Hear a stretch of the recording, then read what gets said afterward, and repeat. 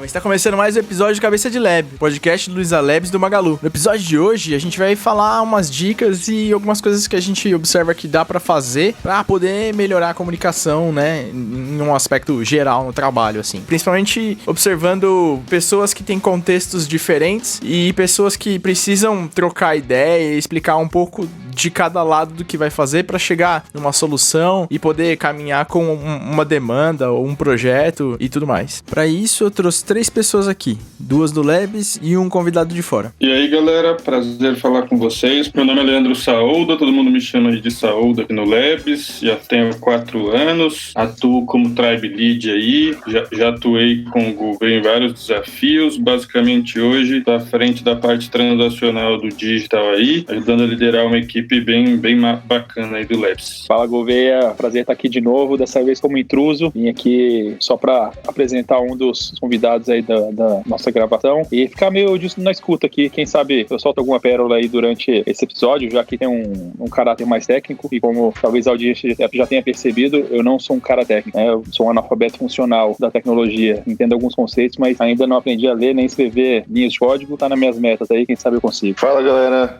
meu nome é Evandro, prazer participar do Cabeça de Labs. Fala, Saúda, fala, Gouveia, agradeço o convite, gerencio times de tecnologia há uns 15 anos, sou um dev no coração, um pouco de arquitetura de software e sistemas também. Espero colaborar com a nossa conversa e ajudar os devs a tratar do assunto que a gente vai falar hoje. Boa. O Evandro, agora ele mora lá nos Estados Unidos, então ele tá um pouco desacostumado a falar português. Se vocês repararem um pouco aí, ele tá desenferrujando com a gente aqui, mas vamos que vamos. Com certeza, eu posso jogar umas palavras em inglês aqui no meio, tentar me salvar, não liga pro português e vamos que vamos. Isso aí.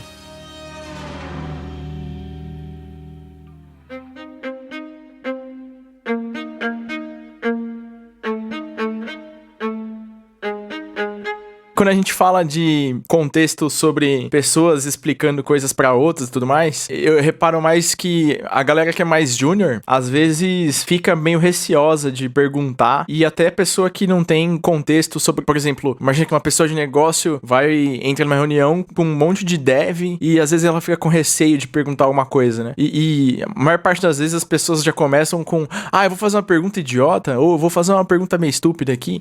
E vocês acham que tem esse negócio de pergunta idiota, pergunta estúpida? Eu não observo muito. Na verdade, eu acho que não existe pergunta estúpida, pelo menos para quem tá perguntando, né? Eu acho que quem tá sendo perguntado ou tá escutando a pergunta de maneira talvez errônea aí, esteja entendendo que possa ser uma pergunta estúpida e tal, mas se vocês colocar um pouquinho no lugar do outro, a pessoa tá perguntando porque de fato ela não sabe ou a informação não chegou nela de maneira com que ela possa entender. Então, para mim, não existe pergunta estúpida.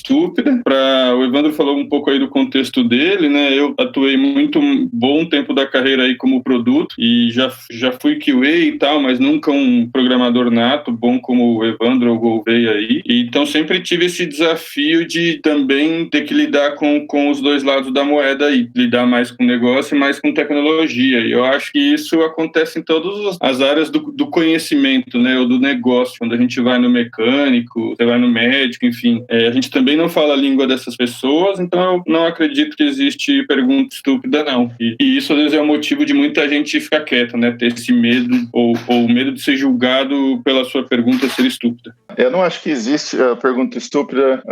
Acho que se você tem uma dúvida, coloca para fora. E não, ainda mais, eu acho que ao longo dos anos a gente evoluiu bastante em desenvolvimento de software, em como trabalhar em equipe.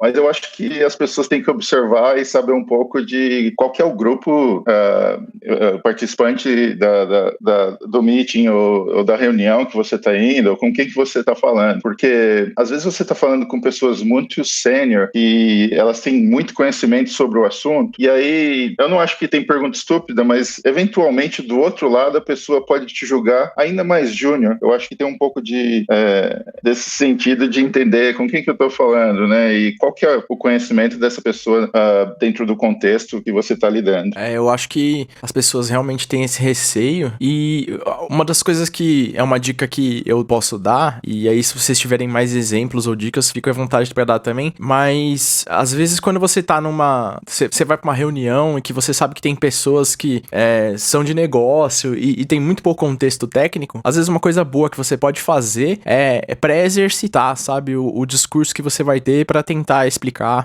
fazer um pouco disso que o Saúda falou, de se colocar no lugar dessa pessoa. O Saúda tem até umas analogias legais, assim, pra explicar umas coisas técnicas que eu até gostaria que ele citasse aqui. Mas eu acho que esse negócio de você colocar o sapato da outra pessoa e imaginar a dificuldade que ela vai ter em entender ajuda bastante, assim. Concordo, acho que é essencial isso. É um ótimo ponto. Bom, na verdade, acho que sempre falo, né? Não vejo empresas que sejam puramente ou que vivam só de tecnologia. Acho que tecnologia, e todos vocês já lidaram com várias delas, a gente não usa uma coisa só, não existe bala de prata. Então, tecnologia, na verdade, é um meio, né? Um meio para se chegar a um fim. E como um meio, a gente está sempre resolvendo o problema. Então, ao estar resolvendo o problema, a gente está lidando com quem é dono do problema ou com uma área de negócio. E aí eu acho que, quando você perguntou um pouco de dicas aí, né, Gouveia? Uma das coisas que eu primeiro faço sempre assim, até porque eu tenho esse cenário, hoje não mais dentro de casa, porque sou casado, etc e tal, mas eu me coloco como se eu tivesse que explicar alguma coisa de tecnologia para minha mãe, assim, que é da geração que não pulou do telefone fixo direto para o smartphone sem ter contato com PC, desktop e etc. Então, cara, tipo, se põe no lugar do outro, desenha, tenta evitar nomes de sistemas, tenta evitar termos muito técnicos, né? Eu acho que você entrar muito num contexto que, se você não tiver a atenção das pessoas ou usar palavras que estão fora do contexto, como o Evandro bem colocou, de você entender qual é o seu público, você vai perder a atenção delas. Então, uma comunicação efetiva é aquela que, de fato, prende a atenção de quem está ouvindo. Então, se você souber o linguajar que seu público usa, se você souber, né, usar metáforas, analogias e tal, eu acho que te ajuda nesse ponto. Você falou de algum tipo de exemplo, né? Hoje, assim, passei por muitas não, mas a maioria das empresas pelas quais eu passei sempre houve algum tipo de transformação digital. Então, a gente sempre via muitas empresas tentando sair, vou dar exemplo de infra mais relacionada a on-premise, um modelo de on-premise, para uma infra mais as a service, tal, né? Cloud e por aí vai. E o que eu sempre tentava usar como argumento, principalmente quando vinha lá um monte de dev, vinha um arquiteto, vinha um tech lead, enfim, cada empresa às vezes tem um nome para líderes ou referências técnicas. Essa galera vem falar, putz, Aldo, a gente não aguenta mais lidar com essas VMs aqui, a gente não aguenta mais lidar com ficar atualizando o servidor, porque o nosso foco é codar, não é lidar com isso, a gente nem tem equipe para isso. Então, o que eu costumava usar de argumento, né, era fazer sempre uma analogia entre on-premise versus um as a service, onde eu falava, pensa que no on-premise você vai comprar uma casa financiada, está se enfiando num contrato de longo prazo, se der problema na sua casa, você vai ter que administrar, vai ter que consertar, se um dia você quiser vender, você vai ter que lidar com tempo, burocracia, documentação. Enquanto que um as a service da vida é como você alugar um apartamento no Airbnb para um final de semana, ou você alugar um carro, né, um contrato de curto prazo, se der problema você troca o carro, não quiser usar mais, você devolve antes do prazo, paga ali uma multinha e acabou. Ou seja, você não casa, você não se amarra àquilo. Então eu acho que você sempre consegue usar alguma coisa da sua vida real, mais do dia a dia da pessoa, fugindo de termos técnicos, a gente consegue ter mais atenção, principalmente quando você tem que fazer esse deparo entre negócio e desenvolvimento. Eu diria o mesmo aí, eu acho que essa dica é sensacional, porque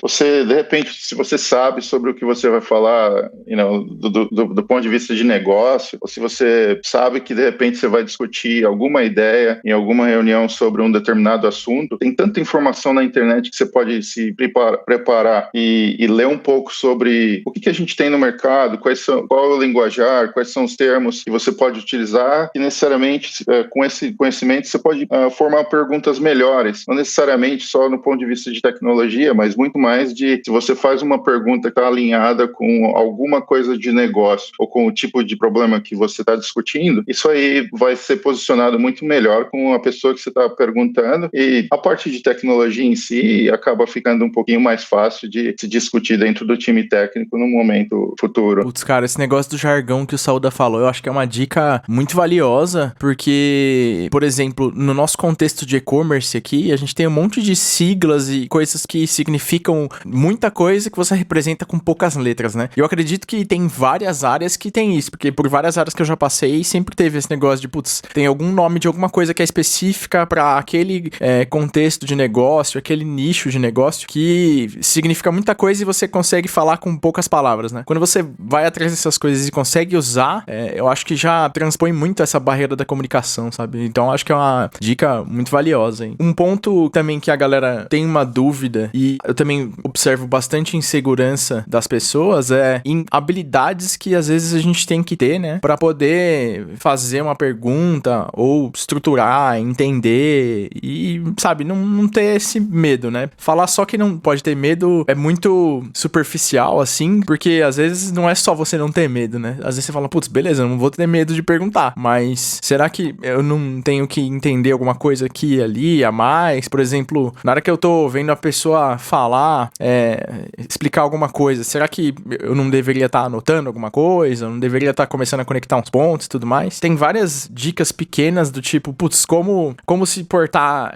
numa reunião que você não tem contexto. Anotar é uma delas, mas vocês têm alguns casos da carreira de vocês que vocês passaram, principalmente num momento mais inicial, onde vocês estavam se sentindo um peixe fora d'água, e como que vocês fizeram pra passar esse momento, assim, de estar sem conhecimento consciente pra depois começar a ter mais consciência do que estava acontecendo e começar a interagir mais e tudo mais? O que vocês lembram que vocês fizeram, que vocês conseguem citar? Bom, esse assunto é bem interessante, porque o que eu posso falar de experiência é toda vez que você muda de trabalho, ou que você muda de área, ou que você vai trabalhar em algo novo, você se sente dessa forma. Então, às vezes, você vai começa a trabalhar com um time que você nunca trabalhou, eles estão tratando de um problema que você não conhece, um assunto de negócio ou até de tecnologia, que você se sente o mais inferior. Você não tem o conhecimento técnico, você não tem o conhecimento de negócio e você está para trás, vamos assim dizer, de todo mundo. Eu acho que anotar é essencial, é uma grande dica. A outra é para você começar a entender quem são as pessoas chaves com quem você está conversando. Mesmo que você ainda eventualmente não conhece todas as pessoas, só pelo tipo de conversa, os tipos de pergunta, você consegue entender quais são as pessoas que, parece que aquela pessoa ali tem um conhecimento sobre isso, aquela outra pessoa tem aquele conhecimento sobre aquilo. E aí a minha dica de ganhar o conhecimento marca reuniões à parte com essa pessoa, ou chama ela para um café e fala, eu gostaria de aprender um pouco mais sobre esse assunto, a gente estava na reunião, estou tentando entender como essas coisas funcionam. E aí vem o anotar, né? Se você começar a fazer anotações, a começar a colocar alguns desenhos, meio que catalogar esse conhecimento do seu jeito, eu acho que é o caminho para você ir desenvolvendo essa habilidade, tanto na conversa, como no assunto, como então se posicionar melhor com as perguntas que você vai estar fazendo. E isso vai de volta porque a gente falou um pouquinho anteriormente, que você entender o assunto que você está lidando. Você pode pesquisar na internet e não necessariamente tratar tudo numa reunião com 10, 15 pessoas. Você pode começar a fazer amizades e a tratar isso em meios com menos pessoas, 1, 2 pessoas, e você se sentiria menos intimidado. Isso sobre prestar atenção em quem tá falando mais e quem tem mais domínio. É frequente quem domina mais um assunto, numa estrutura de uma conversa, a pessoa ir mais direto ao ponto, né? E ela pegar mais uma coisa sem muita dúvida, assim. Ser mais seguro, mas de uma maneira onde essa pessoa sabe elaborar, sabe? É um skill que a gente vai aprendendo ao longo do tempo e pode ser uma dica valiosa pra quem tá escutando aí, tá no começo e não sabe direito como agir aí. Corroborando um pouco, acho que vai muito no resumo do que a gente diz de empatia, né? Se a gente for ver, tem até alguns livros aí ou matérias que falam um pouco sobre como deveriam ou boas práticas de comportamento nos primeiros 90 dias ou para os primeiros 90 dias de qualquer pessoa dentro de um time ou de um desafio são essenciais ali. E eu acho que isso não é só na troca de empresa, né? O Gouveia trabalha no Labs há bastante tempo, sabe que a gente se adapta aos desafios, então a gente está mudando de time, mudando de contexto, de área do conhecimento toda hora, assim, em termos de uma hora tá lidando com financeiro, outra hora com logística, outra hora com marketplace, coisas que a gente não lidava, enfim. E isso, no fim das contas, você tendo empatia, é muito mais do que a gente diz de ter atenção plena. Então, você chegou num time, tudo para você, como o Evandro disse, você tá atrás. Se é uma reunião mais reduzida e você quer se expor, quer perguntar, fica à vontade. Tem pessoas que têm essa facilidade de mesmo às vezes no meio de uma agenda até com maior audiência, se expor e perguntar. Você não precisa ser essa pessoa que tem que estar ali se expondo, mas não precisa também ter vergonha de perguntar. Então, mapeando as pessoas-chave é uma boa, ou então as pessoas pelas quais você vê que, querendo ou não, são mais abertas ou de mais facilidade em termos de relacionamento interpessoal, isso também ajuda. A estratégia do café não deixa de ser uma estratégia também de empatia, né? A partir do momento que você conhece um pouco um do outro, você se sente mais confortável para falar algo, mas o que é bem importante para alguém que principalmente é novo, e aí a gente não está falando novo só de idade, mas sempre novo em algum desafio, você sempre também sabe de algo, né?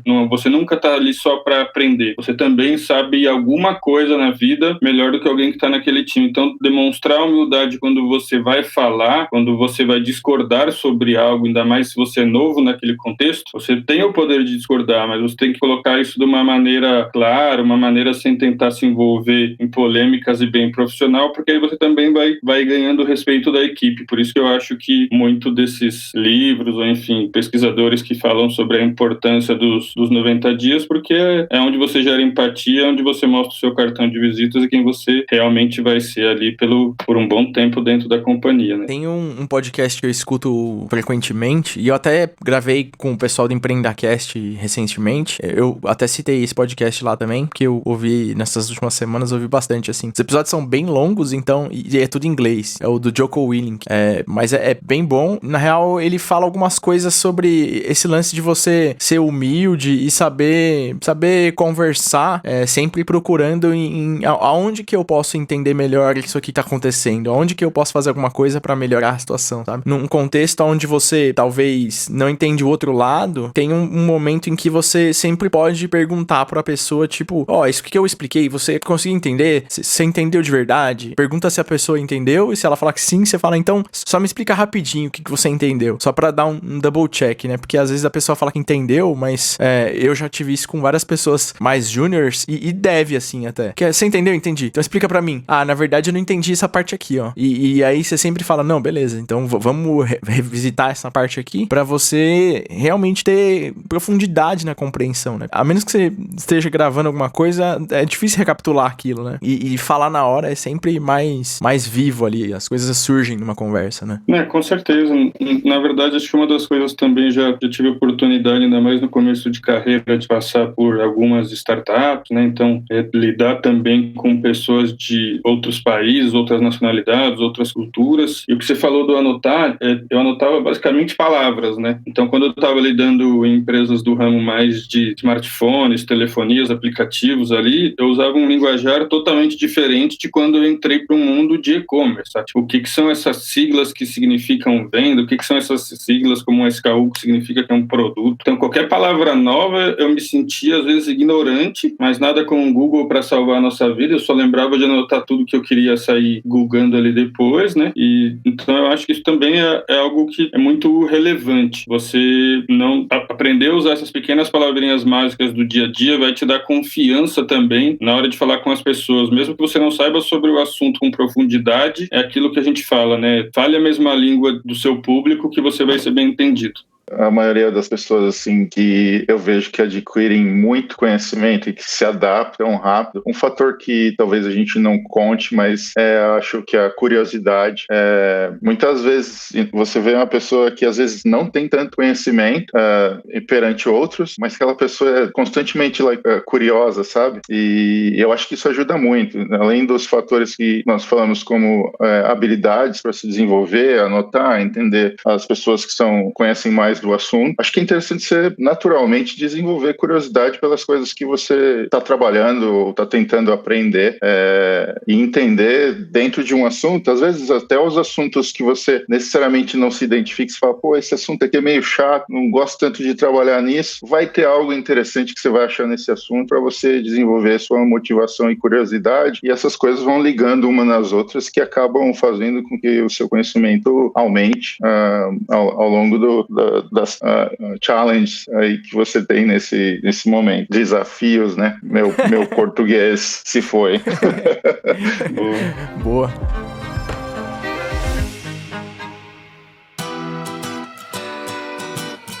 Imagina que você tá falando com alguém que é, sei lá, diretor executivo. E aí essa pessoa que é da diretoria executiva, às vezes essa pessoa, você pode pressupor que ela tem um determinado contexto, mas quanto mais estratégico a visão da pessoa, talvez menos no detalhe ela conheça coisas que você conhece. Então, é legal prestar atenção nessas pressuposições que você faz, porque às vezes você pressupõe que alguém tem um contexto que, na verdade, essa pessoa não tem. Eu acho que a gente tem níveis de voo, né, diferentes aqui entre nós, e aí a gente consegue, talvez, exemplificar isso de maneiras diferentes, né? Por exemplo, eu sei que tem coisas na operação do catálogo, que é o que eu sou responsável por tocar lá hoje.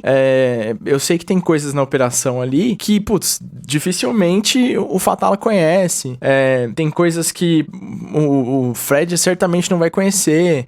O pessoal do e-commerce, da diretoria executiva do e-commerce também não vai conhecer. E é natural, sabe? A gente é responsável por um contexto mais próximo do que a gente atende.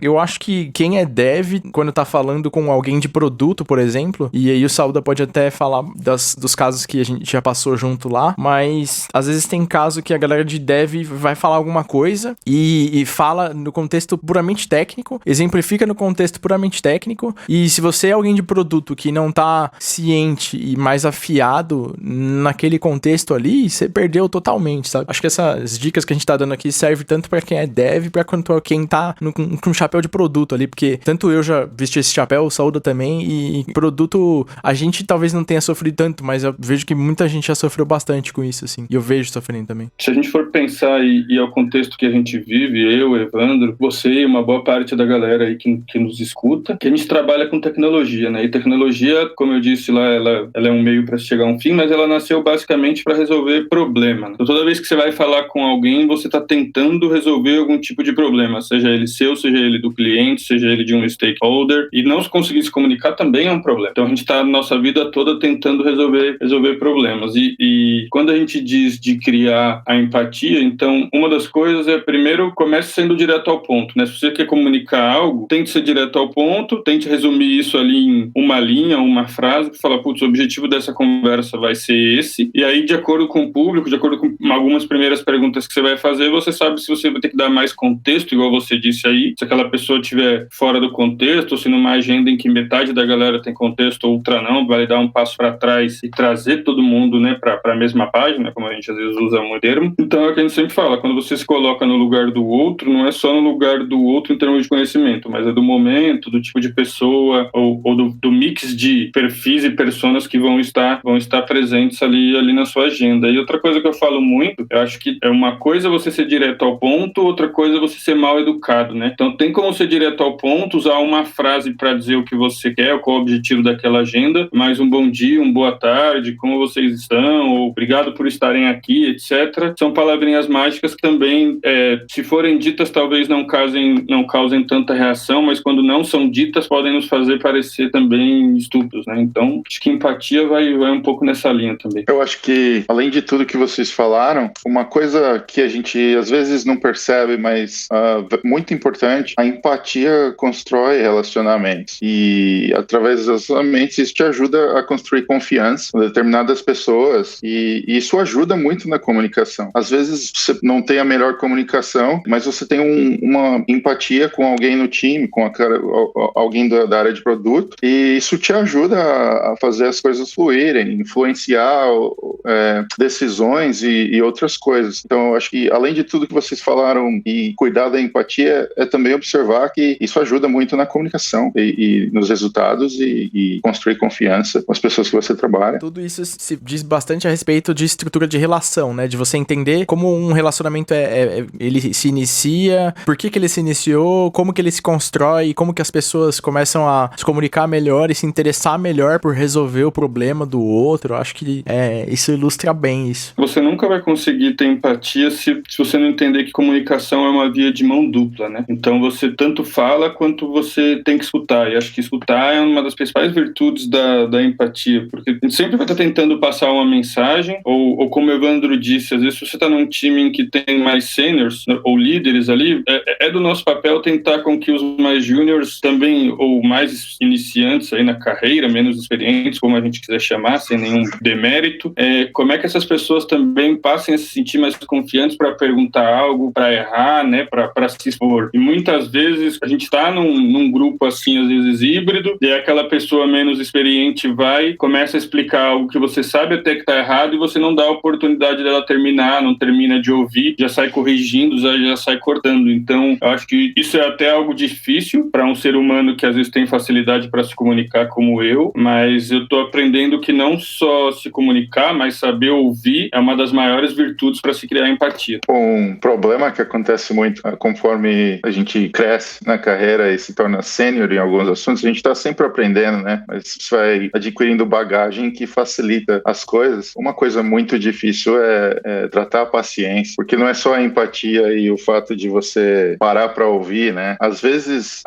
os assuntos não são ruins, as perguntas não são ruins, mas você já sabe tanta coisa e você tem uma solução para aquilo e você acaba prejudicando o relacionamento por não ter a paciência de deixar as pessoas falarem. Você já sabe um pouquinho de vamos aqui, não vamos complicar e às vezes você não tem a paciência de ouvir. Nossa, com certeza, cara. Eu acho que escutar é uma das coisas que mais faz você aprender, né? Um indicador de que você talvez tá amadurecendo é você começar a perceber que você tá escutando mais e falando menos, e tá deixando as pessoas errarem e tá sabendo conduzir o aprendizado das pessoas ali, sabe? Como liderança, eu acho que isso é um indicador bom de que você tá amadurecendo, sabe?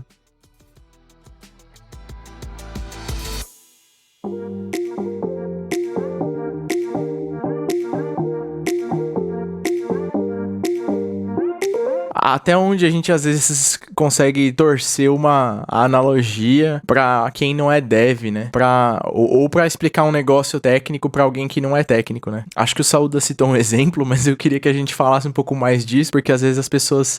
às vezes é mais fácil da gente se colocar num lugar ou imaginar uma situação ou ter um insight com alguns exemplos. Eu posso dar um exemplo que não é sobre programação exatamente, mas que faz a pessoa entender, assim. Então, normalmente... O que eu falo sobre ondas de Wi-Fi e esse tipo de coisa. Uma vez eu tava explicando pra minha mãe porque que tava muito ruim a configuração lá do roteador dela. Daí, como tudo é onda, eu falei pra ela, a nossa voz é onda. Então, se você coloca 10 pessoas numa só sala e todo mundo começa a falar, aquelas ondas ali que é a voz de todo mundo, você não consegue entender direito. E exatamente a mesma coisa acontece com onda de Wi-Fi, de rádio, todo tipo de onda. Então, imagina que se a gente tem muito na mesma frequência ali, na mesma região, vai estar com problema de compreensão, sabe? E eu acho que eu dei uma distorcida leve no contexto pra explicar pra ela isso, mas no fim das contas ela entendeu. E isso exemplifica bem tudo que a gente conversou aqui, sabe? O que vocês têm de coisa mais esdrúxula, assim, pra compartilhar? Eu não sei se existe algo que a gente pode chamar de esdrúxula, porque no final você tá tentando dar um exemplo pra uma pessoa sem conhecimento que seja mais próximo de algo real, e eu acho que se a pessoa entender, ótimo. Se ela não entender, aí de repente você deveria passar a mudar os seus exemplos. O que eu uso muito de analogia eu uso aeroportos bastante, coisas com navios e às vezes até cemitérios. O pessoal fica meio desconfortável com o fator dos cemitérios, mas basicamente para priorização, eu uso bastante aeroportos, traffic control, para falar que dois aviões não podem descer na mesma pista. E a área de negócio está puxando demais, e aí você começa a ver algumas brigas por um tem mais importância do que o outro, e todo mundo quer tudo ao mesmo tempo. Eu costumo puxar os aeroportos como grande exemplo de quantas pistas a gente tem, quantos times a gente tem, e não dá para descer mais que esse número de aviões nessa capacidade. Facilita muito. Quando as coisas estão meio que afundando e está meio pesado, eu vou pro lado dos navios. E aí, quando as coisas não vão de jeito nenhum, eu apelo mais para cemitérios, coisas até com devs, para falar de thread pool, de memory management e outras coisas, capacidade de servidores, embora a gente vive 100% na cloud, eu uso bastante esse tipo de analogia. Caraca, usar cemitério parabéns. Nessa época de Covid, não pega bem, né? Cara. É complicado. Eu tive um chefe que ele usava, pra explicar explicar a composição, algumas coisas de orientação a objeto, ele falava tipo assim, ó, seu braço, você não vive sem seu braço, você vive sem seu braço, mas se eu arrancar sua cabeça, não sei o que, eu falo, cara, meio pesado esse exemplo aí, dependendo da situação, não cai bem. Eu acho que tem aquela clássica, né, que todo desenvolvedor que nunca tenha usado isso uma vez na vida, que atira a primeira pedra lá, mas o do 9 mães não fazem um filho em um mês, né, a gente sempre usa isso também, como o Evandro citou aí, quando você tem que brigar por prioridade, ou quando vem alguma coisa com deadline fixo, que você fala, ferrou, não chego nessa data de jeito nenhum, a gente sempre usa essa, e eu já tive uma vez uma dificuldade também como liderança técnica de tentar fazer diretoria, stakeholders, a priorizar um problema grande com paralelismo e com concorrência, né? Então, principalmente quando você fala de e-commerce e venda em big sales ou grandes liquidações como uma Black Friday da vida,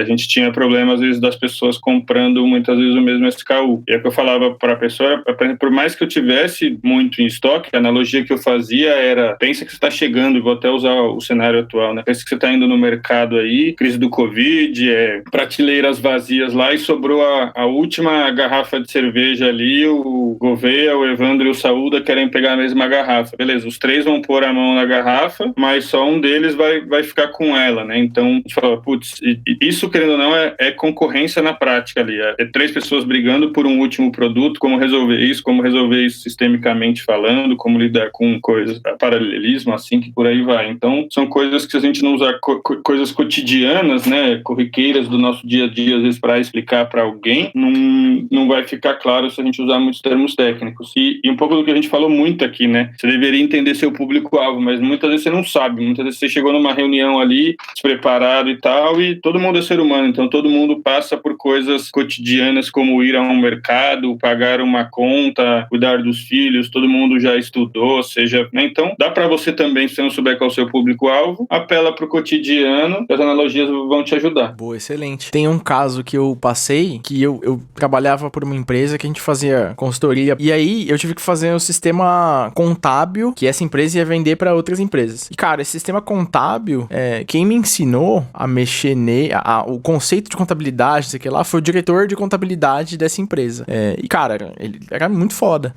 Só que ele é um cara que ele, já tinha mais de 80 anos e ele tem da época dele de fazer tudo no papel e depois começar a sistematizar e por mais excelente que ele seja e por melhor que ele tenha de se explicar a habilidade e tudo mais, cara, você tá falando de um assunto que você sabe zero, assim. Então eu fui lá fazer levantamento disso e fui descobrir o que tinha pra fazer, como funcionava e tudo mais. Nesses casos, que foi o pior caso que eu já passei, que era um assunto muito corner case, que ninguém ia saber explicar, com um cara que não ia ter tanto contexto pra me chegar próximo, assim. Nesses casos, eu nunca desenhei tanto na minha vida, assim. E nesses casos, então, a dica que eu dou mais aprende a escrever, se coloca no lugar da pessoa também, porque você também vai falar, pô, esse cara, sabe, é um sacana, sabe? Por que ele não tá me explicando direito? E às vezes cara, às vezes a pessoa não tem essa habilidade, às vezes a pessoa também tá com dificuldade e aí você tem que saber transpor isso, sabe?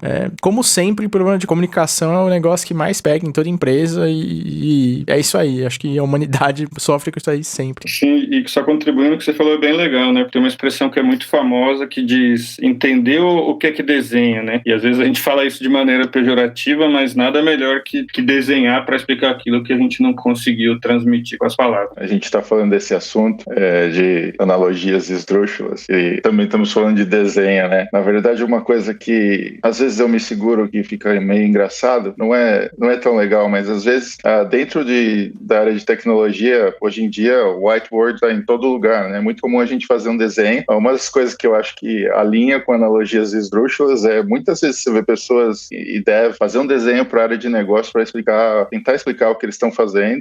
Não é uma analogia, mas ele simplifica a parte de tecnologia para que a área de negócio entenda, e o desenho não tem nada a ver com a realidade do que a área de tecnologia está tentando construir. Até meio divertido. Quantas vezes eu não precisei com Saúda chegar em um ponto de desenhar alguma coisa que não tinha nada a ver com um fluxo. Porque, assim, em catálogo, que é onde eu tô, a gente... É complexo explicar os processos que acontecem lá, sabe? E aí, às vezes, você tem que simplificar muito alguma coisa em alto nível, inverter uma coisa ali, entender o contexto de quem você tá explicando pra naquele ponto de vista fazer sentido, senão a pessoa vai ter uma dificuldade grande pra entender.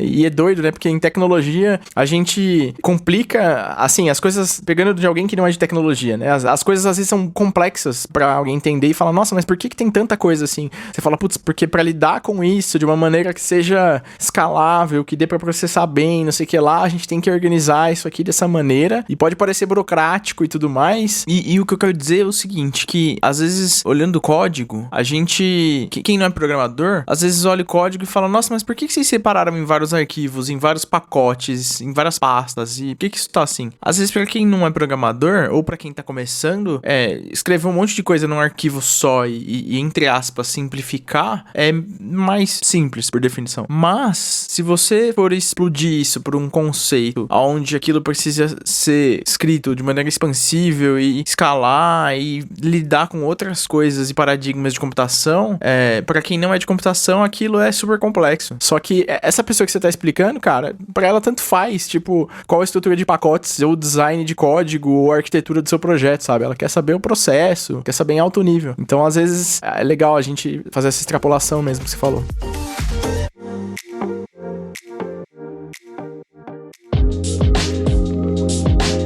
Do mesmo jeito que a área de tecnologia tenta se aproximar da área de negócio, hoje em dia, mais do que nunca, com cloud e um monte de tecnologia pronta, eu acho que a área de produto também deveria começar a se aproximar da área de tecnologia.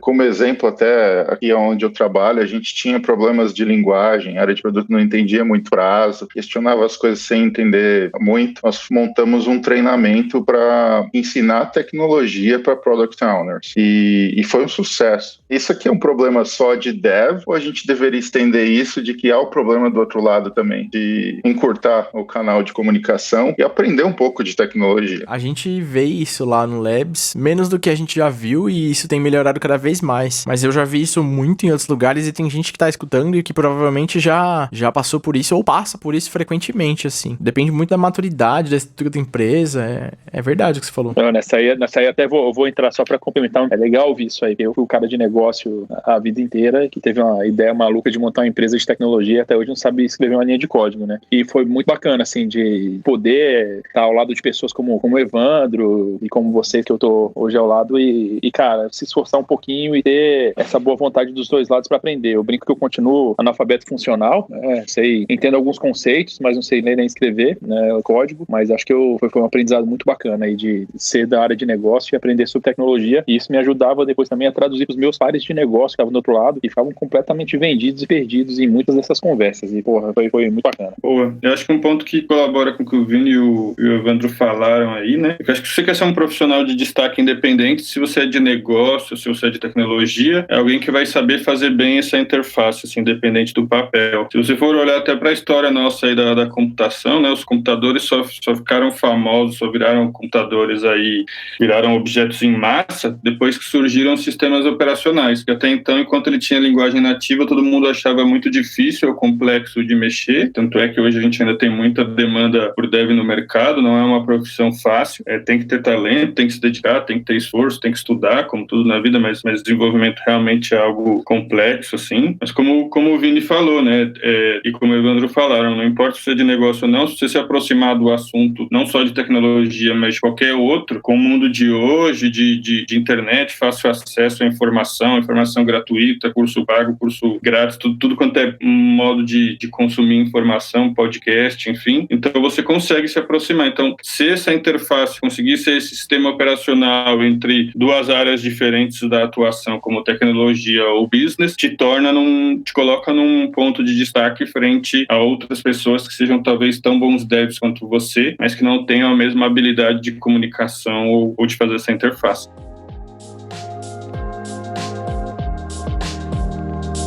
Bom, a gente tá no Twitter e no Instagram como @cabecadlab. Eu também tô em todas as redes aí como BF Gouveia. Queria agradecer a participação aqui. Novamente, desculpa pelo português. Espero que deu pra gente ter uma boa conversa. Não, foi tranquilo. Quem quiser me achar, pode me achar no LinkedIn como CoradiniBR. E isso aí. Boa. Bom, quero agradecer o Gouveia, o Evandro, o Vini aí. Um prazer estar no meio dessas feras da tecnologia e do empreendedorismo. Legal estar falando para toda a galera que ouve aí o podcast do Cabeça de Lab. Se quiser saber um pouquinho mais ou bater um papo, mandar dúvidas aí sobre o Lab, sobre o Magalu, me procura aí nas redes sociais como Leandro Saúda, vai me achar aí. Eu tô nas redes como o Vini Porto.